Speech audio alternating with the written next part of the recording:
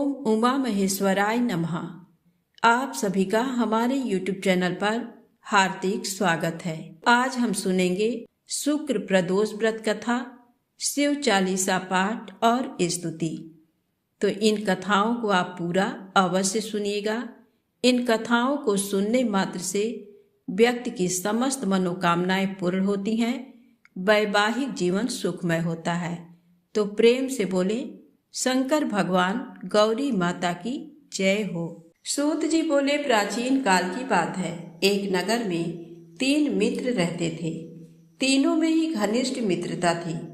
उसमें एक राजा का बेटा, दूसरा ब्राह्मण पुत्र, तीसरा सेठ पुत्र था। राजकुमार व ब्राह्मण पुत्र का विवाह हो चुका था। सेठ पुत्र का विवाह के बाद गौना नहीं हुआ था। एक दिन तीनों मित्र आपस में स्त्रियों की चर्चा कर रहे थे। ब्राह्मण पुत्र ने नारियों की प्रशंसा करते हुए कहा, नारीहीन घर भूतों का डेरा होता है। सेठ पुत्र ने ये वचन सुनकर अपनी पत्नी को लाने का तुरंत निश्चय किया।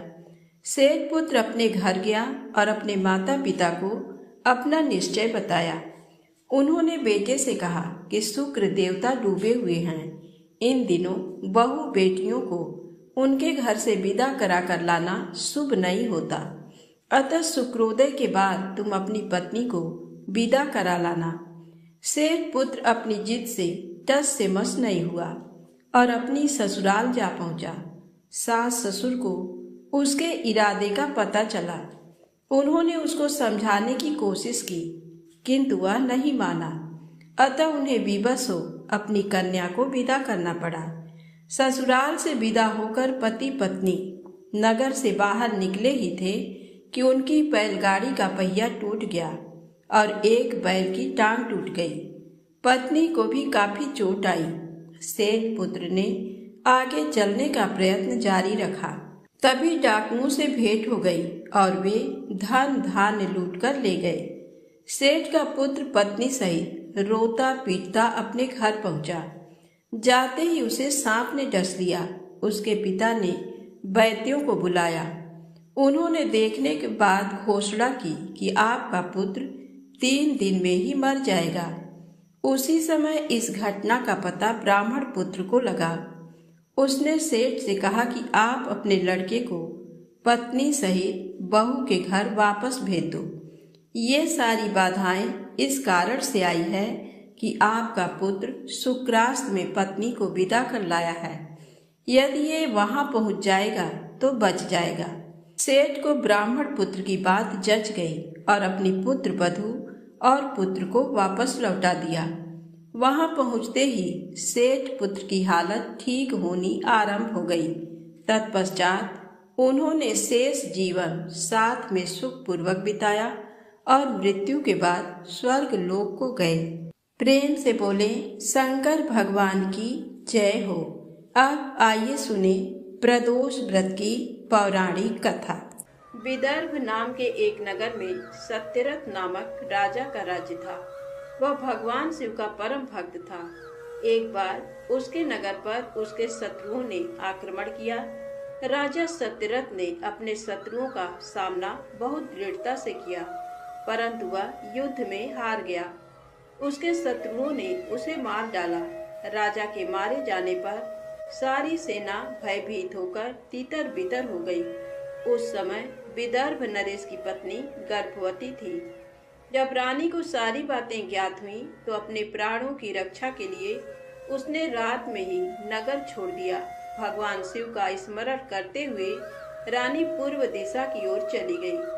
बहुत दूर जाकर एक सरोवर के निकट एक सघन वट वृक्ष के नीचे अपनी कुटिया बनाकर वह रहने लगी। उसी स्थान पर रानी ने एक दिव्य बालक को जन्म दिया। एक दिन रानी अपने पुत्र को कुटिया में ही लिटाकर सरोवर से जल लेने गई तो वहां उसे एक घड़ियाल ने पकड़ लिया। उधर वह बालक अकेला पड़ा भूख प्यास से व्याकुल होकर जोर जोर से रोने लगा। उस बालक को रोता देखकर भक्त वत्सल दयालु भगवान शिव को उस पर दया आ गई। उन्होंने एक गरीब ब्राह्मणी को प्रेरित करके उस स्थान पर भेजा। वह विधवा ब्राह्मणी उस स्थान पर पहुंची जहां वह बालक रो रहा था। उसको देखकर ब्राह्मणी का दिल द्रवित हो उठा। वह उस बालक के विषय में सोचने लगी कि अब इस बालक का क्या होगा। तभी भगवान शिव स्वयं भिक्षुक का रूप धारण कर वहां पहुंच गए और ब्राह्मणी से बोले, हे ब्राह्मणी, अपने मन में आने वाली शंका दूर करो। इस छोटे से बालक को उठा लो और इसे अपना पुत्र मानकर इसका पालन करो। तब उनके वचन सुनकर वह ब्राह्मणी बोली, ब्राह्मण, मैं तो स्वयं इस बालक को पालने के बारे में ही सोच रही थी, परंतु मेरा मन शंकित था। अब आपने मेरी दुविधा दूर कर दी है। अब मैं अवश्य ही इस बालक की माता बनकर इसे पालूंगी। पर मैं आपसे इतना जानना चाहती हूँ कि आप कौन हैं और कहाँ से आए हैं। ये बालक किसका है और इस सुनसान जंगल में कैसे आ गया है। भिक्षुवर, आपको देखकर मेरा मन बार बार ये कह रहा है कि आप दया और करुणा के सागर भगवान शिव हैं, जो अपने भक्त की रक्षा के लिए यहाँ आए हैं। मैं भी आपकी माया से मार्ग से भटककर यहाँ आ गई हूँ। मैं जानती हूँ कि आपकी कृपा से इसका अवश्य ही कल्याण होगा। उस गरीब ब्राह्मणी की बातें सुनकर भिक्षु रूप धारण किए भगवान शिव बोले, हे ब्राह्मणी, ये बालक विदर्भ नगर के नरेश सत्यरथ का पुत्र है, जिसे उसके शत्रुओं ने युद्ध में हराकर मौत के घाट उतार दिया है। सत्यरथ की गर्भवती पत्नी नगर से भागकर यहाँ आ गई थी। इस बालक को जन्म देने के पश्चात वह सरोवर में जल पीने गई तो वहीं उसे घड़ियाल ने अपना आहार बना लिया। शिव जी के वचनों को सुनकर ब्राह्मणी फिर प्रश्न करती हुई बोली, भगवान, किस कारण से ये बालक अनाथ और बंधुहीन हो गया है। बालक के पिता सत्यरथ को शत्रुओं ने क्यों मार दिया और किस लिए शिशु की माता को घड़ियाल ने खा लिया। मेरा स्वयं का पुत्र भी गरीब और निर्धन है, भला इसको कैसे सुख प्राप्त होगा। ब्राह्मणी के इन प्रश्नों को सुनकर भक्त वत्सल भगवान शिव अपने उसी भिक्षुक रूप में बोले, हे देवी, राजा सत्यरथ अपने पूर्व जन्म में पांड्य देश के श्रेष्ठ राजा थे। वे सदैव शिव धर्म का पालन करते और भक्ति भाव से उनकी आराधना करते थे। एक दिन प्रदोष काल में जब राजा भगवान शिव का पूजन कर रहे थे, उसी समय नगर में कोलाहल मचा। राज्य में विद्रोह फैलने की आशंका से राजा ने पूजा बीच में ही छोड़ दी। सैनिकों ने जिसे राजद्रोही के रूप में राजा के सामने ला खड़ा किया, वह और कोई नहीं, उसी राज्य का एक सामंत था। उसे देखकर पांड्य राज क्रोध में अपना आपा खो बैठे और उस सामंत का सिर कटवा दिया। प्रदोष पूजन के नियम को समाप्त किए बिना राजा ने भोजन भी कर लिया। इसी तरह राजकुमार ने भी प्रदोष पूजन किए बिना भोजन कर और सो गया। वह पांड्य राज इस जन्म में विदर्भ राज हुआ। प्रदोष में शिव पूजन को बीच में छोड़ देने की वजह से उसका वध कर दिया गया और पूर्व जन्म का उसका पुत्र इस जन्म में भी उसका पुत्र बनकर जन्मा है। शिव पूजन के बिना खा पीकर सो जाने के कारण ही वह दरिद्रता में घिरा हुआ है। इसकी माता ने भी पूर्व जन्म में छल से अपनी सौतन को मार दिया था, इसलिए उसे भी घड़ियाल ने खा लिया है। तुम्हारा पुत्र पूर्व जन्म में ब्राह्मण था और महादानी था, परंतु इसने कोई यज्ञ कर्म नहीं किए। इसी कारण से इसे भी दरिद्रता का दंड मिला है।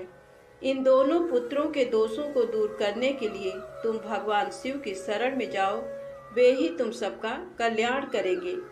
ब्राह्मणी को सब कुछ बताकर भगवान ने अपना सत्य रूप उन्हें दिखाया। साक्षात भगवान शिव के दर्शन कर ब्राह्मणी कृतार्थ हो गई और हाथ जोड़कर शिव जी की स्तुति करने लगी। तब आशीर्वाद देकर महादेव जी अंतर्धान हो गए। तत्पश्चात वह ब्राह्मणी उस बालक को अपने साथ ले गई।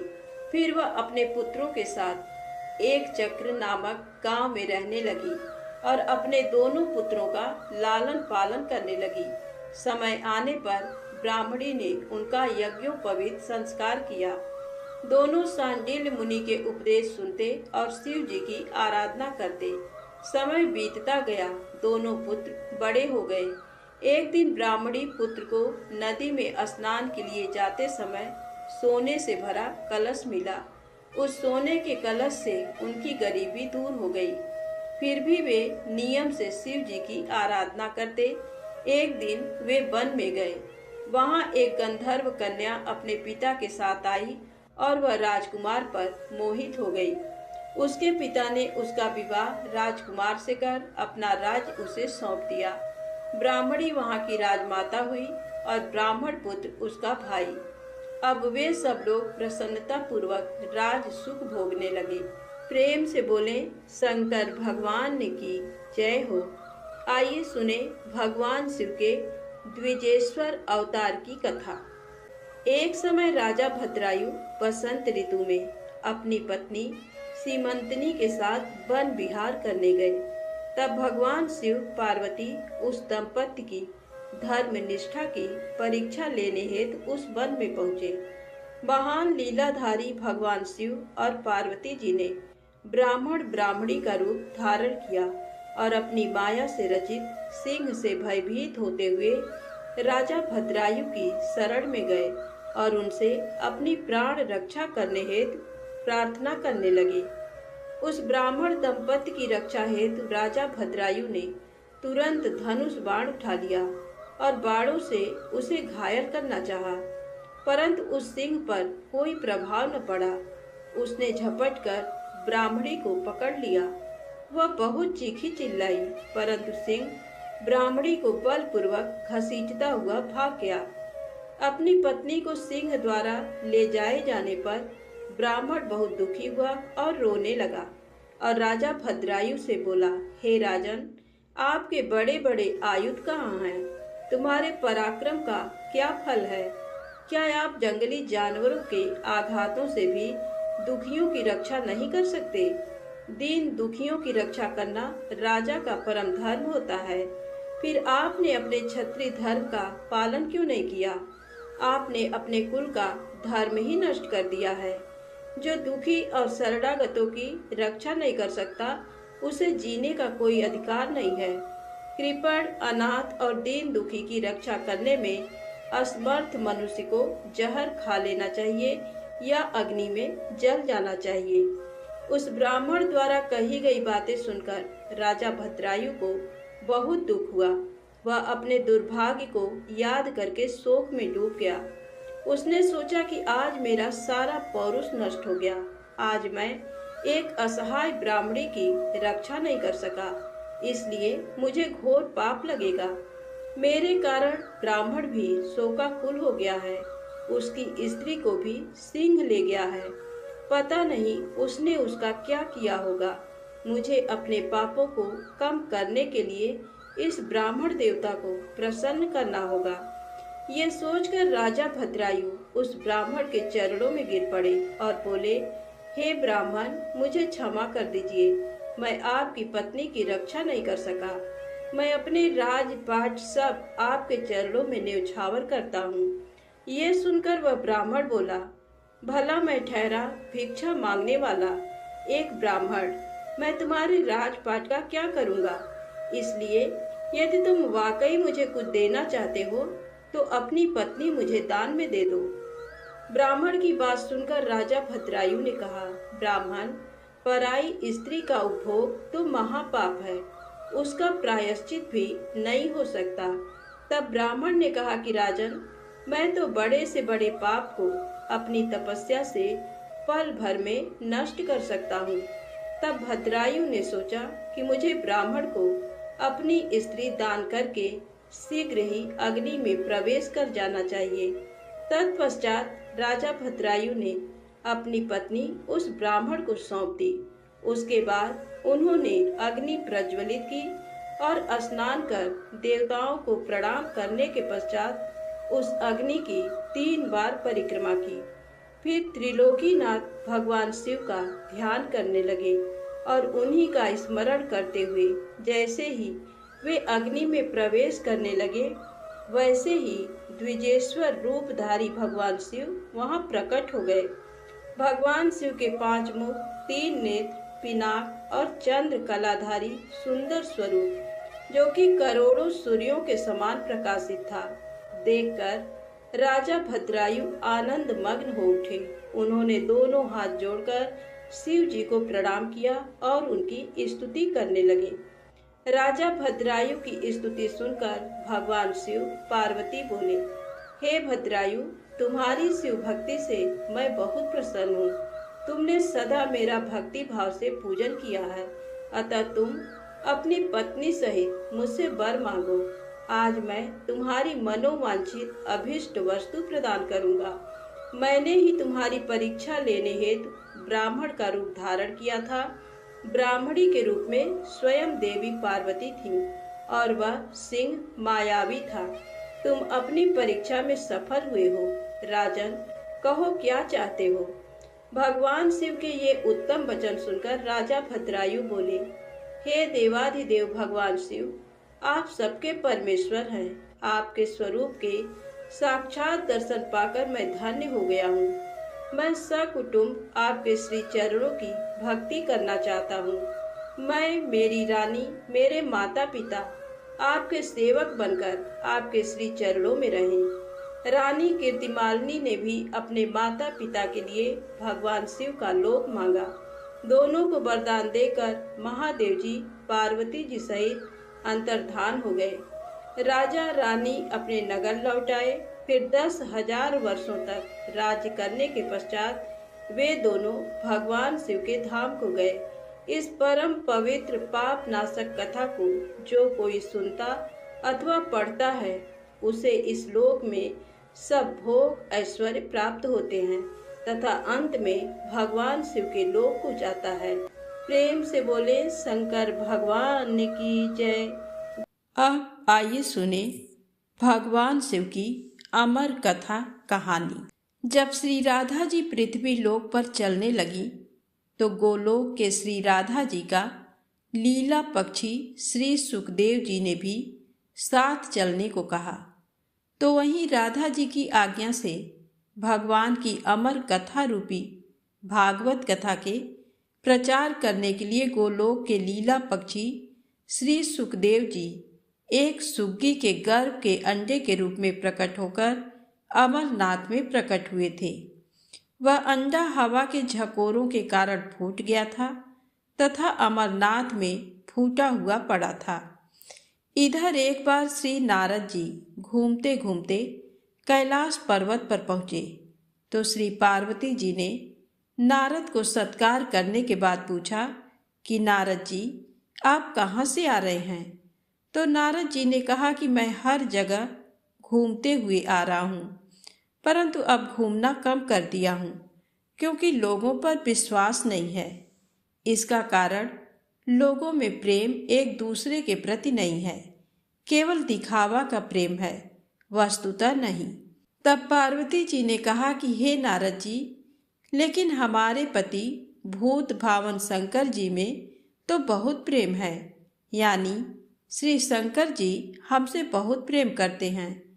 तब श्री नारद जी ने कहा कि हे पार्वती जी, जब आपके पतिदेव श्री शंकर जी आपसे प्रेम करते हैं तो ये जरूर बतलाए होंगे कि श्री शंकर जी जो अपने गले में माला पहनते हैं वह कैसी और किसकी माला है। तब पार्वती ने कहा कि हे नारद जी, ये माला पहनने का रहस्य तो वे अभी तक नहीं बतलाए हैं। तब नारद जी ने कहा कि फिर आपके प्रति आपसे झूठा या दिखावे का प्रेम करते हैं, वस्तुतः प्रेम नहीं करते हैं। इतना कहकर श्री नारद जी वहां से चल दिए। इधर वही एक बार पार्वती जी ने भोलेनाथ से अनुरोध किया कि कृपया ये बतलाएं कि आपके गले में किसकी माला है तथा ये वर दें कि हे स्वामी, मुझे आपसे वियोग नहीं हो और हमेशा आत्मज्ञान बना रहे। इसका कोई उपाय बताएं। तब आगे श्री शंकर जी ने कहा कि इस आत्मज्ञान को मैं समय से बतलाऊंगा, परंतु श्री नारद द्वारा जो भेद वचन है उन भेद वचनों के समाधान को करते हुए श्री शंकर जी ने कहा कि हे पार्वती, ये हमारे गले में जो मुंडों की माला है वह मुंड माला तुम्हारे ही मुंडों की है, जिनको मैंने तुम्हारे बार बार मरने पर तुम्हारी याद में माला के रूप में धारण किया है, क्योंकि मैं तुमसे अति प्रेम करता हूँ। तब पार्वती जी ने कहा कि मैं बार बार मर जाती हूँ और आपकी मृत्यु नहीं होती, इसका कारण क्या है? तब श्री शंकर जी ने कहा कि हे पार्वती, मैंने अमर कथा सुना है जिससे मैं अमर हूँ। ये घटना सुनकर श्री पार्वती जी ने अमर कथा सुनने के लिए श्री शंकर जी से प्रार्थना की। तब शंकर जी ने कहा कि हे पार्वती, इस समय मैं तुझ में अमर कथा सुनने का पूर्ण लक्षण नहीं देख रहा हूँ, फिर भी तुम्हारे आग्रह करने के कारण मैं अवश्य कथा सुनाऊंगा। यानी आज आपको अति गोपनीय कथा सुना रहा हूँ, जिसको सुनकर तुम भी अमर हो सकती हो। इसलिए आप जरा बाहर दिखाइए कि कहीं कोई है तो नहीं। श्री पार्वती जी ने बाहर आकर चारों तरफ अच्छी तरह देखा तो वहाँ एक सुख सावक के विगलित अंडे के सिवा कुछ नहीं था। उन्होंने श्री शंकर जी से कहा कि बाहर कोई नहीं है। तब श्री शंकर जी ने ध्यानस्थ मुद्रा में अमर कथा का अमृत प्रवाह शुरू किया। बीच बीच में पार्वती जी हुंकारा भरती थी। 10वें स्कंद की समाप्ति पर वे निद्राग्रस्त हो गईं एवं 12वें स्कंद की समाप्ति पर पार्वती जी ने शंकर जी से कहा कि हे प्रभु, क्षमा करेंगे, मुझे 10वें स्कंद के बाद नींद आ गई थी, मैं आगे की कथा नहीं सुन सकी हूँ। अर्थात श्री कृष्ण उद्धव संवाद जो 11वें स्कंद में है उसको मैंने नहीं सुना तथा 12वें स्कंद की कथा भी नहीं सुनी। इधर ये जानने हेतु कि फिर कथा के बीच में हुंकारी कौन भर रहा था, ये जानने के लिए शिवजी बाहर निकले। उन्होंने एक सुंदर सुख सावक को देखा। श्री शंकर जी ने पार्वती जी से पूछा, आखिर ये सुख सावक कहाँ से आ गया? पार्वती जी ने विनीत वाणी में कहा कि ये तो विगलित अंडे के रूप में पड़ा था, श्री भागवत कथा रूपी अमृत पान से जीवित हो गया। इस प्रकार अमर कथा की गोपनीयता भंग होने से शंकर जी सुख सावक को पकड़ने के लिए झपटे। सुख सावक उड़ गया और उड़ते उड़ते भय से श्री बद्रिकाश्रम के निकट स्थित व्यास आश्रम पर श्री व्यास जी की पत्नी पिंगला के मुख में प्रवेश कर गया।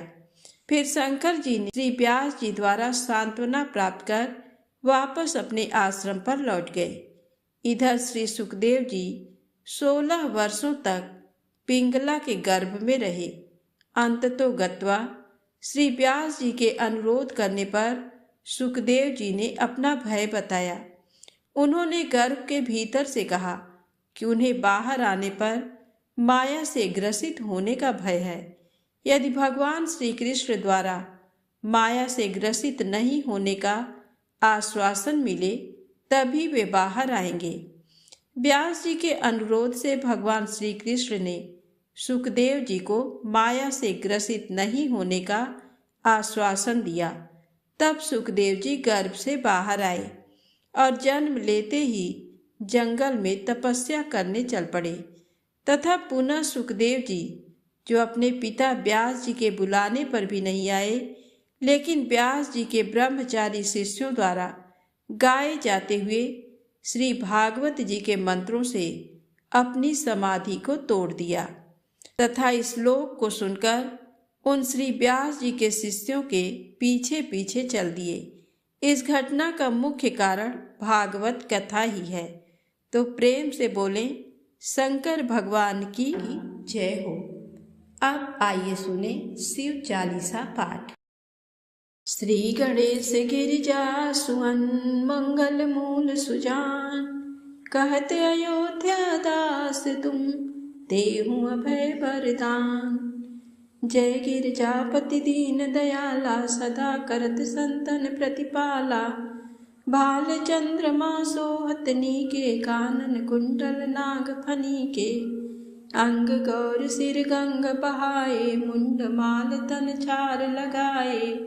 वस्त्र खाल बाघंबर सोहे, छवि को देख नाग मुनि मोहे। मैना मातु की हमें दुलारी, बाम अंग सोहत छवि न्यारी। कर त्रिशूल सोहत छवि भारी, करत सदा शत्रुन क्षयकारी। नंदी गणेश सोहै तह कैसे, सागर मध्य कमल है जैसे। कार्तिक श्याम और गणराऊ, या छवि को कही जात न काऊ। देवन जब ही जाय पुकारा, तब ही दुख प्रभु आप निवारा। किया उपद्रव तारक भारी, देवन सब मिल तुम ही जुहारी। तुरत सडानन आप पठायो, लौ निमेष महामारी गिरायो। आप जलंधर असुर संहारा, सुयस तुम्हार विदित संसारा। त्रिपुरासुर सन युद्ध मचाई, सबहि कृपा कर लीन बचाई। किया तपहि भागीरथ भारी, पूरब प्रतिज्ञाता सुपुरारी। दानिन मह तुम सम को नाही, सेवक या स्तुति करत सदाही। वेद नाम महिमा तव गाई, अकथ अनादि भेद नहीं पाई। प्रगट उदधि मंथन में ज्वाला, जरे सुरासुर भय बिहाला। कीन्ह दया तह करी सहाई, नीलकंठ तब नाम कहाई। पूजन रामचंद्र जब कीन्हा, जीत के लंक विभीषण दीन्हा। सहस कमल में हो रही धारी, कीन्ह परीक्षा तब ही पुरारी। एक कमल प्रभु राख्यों जोई, कमल नयन पूजन जह सोई। कठिन भक्ति देखी प्रभु शंकर, भय प्रसन्न दिए चित भर। जय जय जय अनंत अविनाशी, करत कृपा सबके घटवासी। दुष्ट सकल नित मोह सतावे, भ्रमत रहे मोहि चैन न आवे। त्राहि त्राहि मैं नाथ पुकारो, एहि अवसर मोहि आनो बारो। लय त्रिशूल शत्रुन को मारो, संकट से मोहि आनो बारो। मातु पिता भ्राता सब कोई, संकट में पूछत नहीं कोई। स्वामी एक है आस तुम्हारी, आय हरहु अब संकट भारी। धन निर्धन को देत सदाही, जो कोई जांचे वो फल पाही। स्तुति के ही विधि करो तुम्हारी, क्षमौ नाथ अब चूक हमारी। शंकर हो संकट के नाशन, मंगल कारण विघ्न विनाशन। योगी यति मुनि ध्यान लगावे, नारद सारद शीस नवावे। नमो नमो जय नमो शिवाय, सुर ब्रह्मादिक पार न पाया। जो यह पाठ करे मन लाई, तापर होत है शंभु सहाई। ऋनिया जो कोई हो अधिकारी, पाठ करे सो पावन हारी। पुत्रहीन कर इच्छा कोई, निश्चय शिव प्रसाद तेहि होई। पंडित त्रयोदशी को लावे, ध्यान पूर्वक होम करावे। त्रयोदशी व्रत करे हमेशा, तन नहीं थाके रहे कलेसा। धूप दीप नैवेद्य चढ़ावे, शंकर सम्मुख पाठ सुनावे। जन्म जन्म के पाप नसावे, अंत बास शिवपुर में पावे। कहीं अयोध्या आस तुम्हारी, जान सकल दुख हरहु हमारी। नित्य नेम कर प्रात ही, पाठ करो चाली। तुम मेरी मनोकामना, पूर्ण करो जगदीश। उमापति महादेव की जय। नमामि समीशान निर्वाणरूपं विभुं व्यापकं ब्रह्म वेदस्वरूपं निजं निर्गुणं निर्विकल्पं निरीहं चिदाकाशमाकाशवासं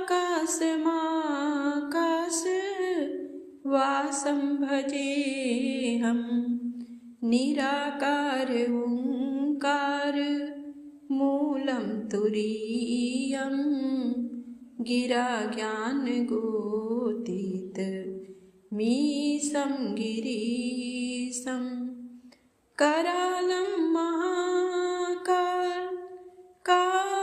कृपालं गुणागार संसार पारं नतोऽहं तुषाराद्रिसङ्काश गौरं गभीरं मनोभूतकोटि प्रभाश्रीशरीरं स्फुरन्मौलिकल्लोलिनी चारुगङ्गा लसद्भालबालेन्दु कण्ठे भुजङ्गा चलत्कुण्डलं शुभनेत्रं विशालं प्रसन्नाननं नीलकण्ठं दयालं मृगाधीशचर्मां वरं मुण्डमालं प्रियं शङ्करं सर्वनाथं भजामि प्रचण्डं प्रकृष्णं प्रगल्भं परेशम् अखण्डम् अजं भानुकोटिप्रकाशं त्रयः शूलनिर्मूलनं शूलपाणिं भजेऽहं भवानी पतिं भावगम्यं कलातीत कल्याण कल्पान्तकारी सदा सच्चिदानन्द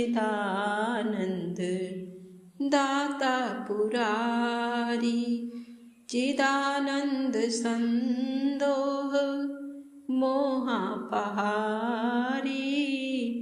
प्रसीद प्रसीद प्रभो मन्मथारी नयावदुमानात् पादारविन्दं